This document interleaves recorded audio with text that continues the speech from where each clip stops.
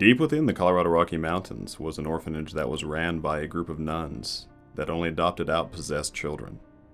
The nuns were part of a worldwide cabal, and these women called themselves the Infernal Sisters of Lilith. The children were provided by an underground network of dark priests and nuns. They bred these children for one purpose, and that was to adopt them out to parents, not knowing they were adopting an actual demon, or sometimes demons. Once the child was adopted, a few weeks would pass and the adoptive parents would start to notice strange and unnatural behavior. For example, waking up to the child staring at them from a dark corner of the bedroom, not saying a word, scratching the wall, and leaving deep embedded marks.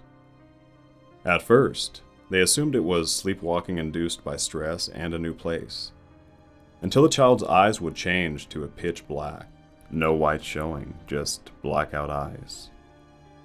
If that wasn't concerning enough, neighbors and children started winding up missing or dead.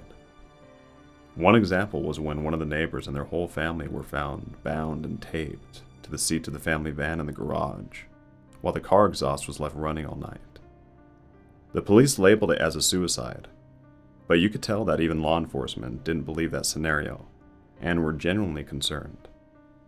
The adoptive parents would then usually call the orphanage, explaining to the nuns what they were witnessing, and felt the child had serious problems. The neighborhood also became frightened of them, especially after children were mysteriously missing, dying, or getting hurt.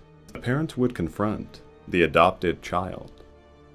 The response they got would leave them frightened, as the child would respond back with a blank stare, eyes black as pitch, and a guttural response whispered into the parent's ear.